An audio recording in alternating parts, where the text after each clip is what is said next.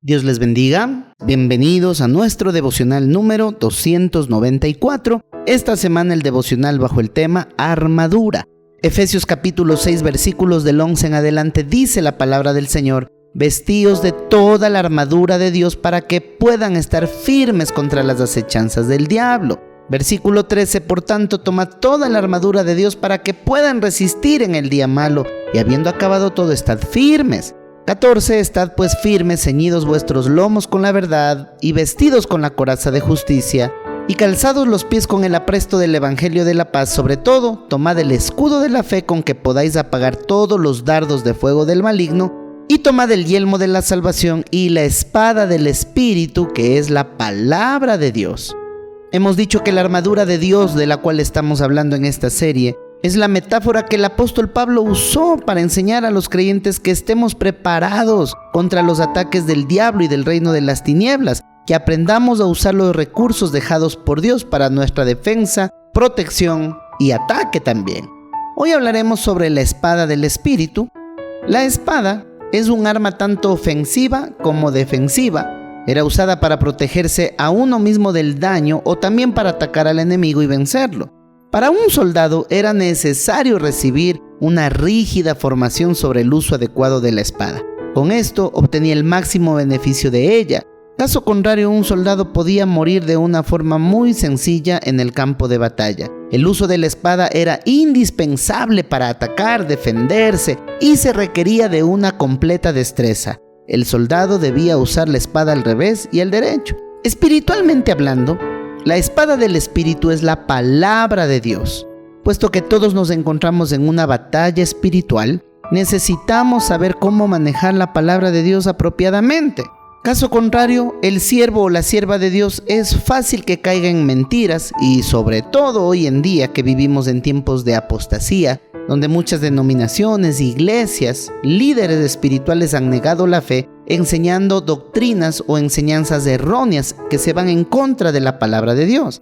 Es gracioso cuando mucha gente hace tanto tiempo piensa que, por ejemplo, el pecado de Adán y Eva fue comerse una manzana. La Biblia no dice qué fruto fue, pero claro, vivimos de mentiras o de errores porque no sabemos usar la palabra de Dios. Estos son solamente ejemplos pequeños. Típico ejemplo erróneo.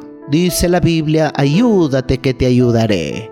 La Biblia no dice eso. Eso es un error. Otro de los errores que la gente tiene grabado en su corazón o en su mente es que María Magdalena fue una prostituta o María Magdalena fue una adúltera. Ni la una ni la otra. Totalmente erróneo. ¿Y por qué? Porque hoy las personas no saben usar la palabra de Dios. Hermanos queridos, qué importante es aprender a usar la Biblia, y eso implica preparación. Así como un soldado tenía que saber usar la espada, de igual forma nosotros como creyentes debemos aprender a usar nuestra Biblia. Encontramos en la misma promesas que nos fortalecen, que nos edifican. La Biblia es nuestro manual de vida, donde aprendemos a ser padres, hijos, siervos, cónyuges, trabajadores, emprendedores. Es absurdo que tú, con tantos años en el Evangelio, y no te prepares o no te instruyas en la palabra de Dios. No es suficiente muchas veces con asistir a un culto o un discipulado. Es importante la intencionalidad de estudiar, de prepararse. Bendito Dios por nuestra amada iglesia, por nuestro Centro Cristiano Restaurados, que contamos con Élite, que es la Escuela de Liderazgo y Teología. Y todo porque hemos entendido que no podemos ser ignorantes espirituales o ignorantes de la palabra de Dios. Por esto te animo a que si tienes la oportunidad de entrar a estudiar, que te enseñen, te expliquen, te instruyan en la palabra de Dios, no lo pienses dos veces y aproveche en gran manera esa oportunidad. Por otro lado, a la palabra también se le llama la espada.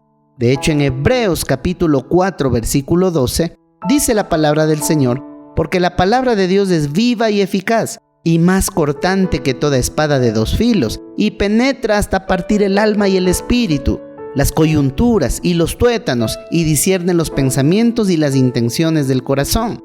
La espada romana comúnmente era de dos filos, y la hacía más efectiva para perforar y cortar por ambos lados. Y es así exactamente la Escritura.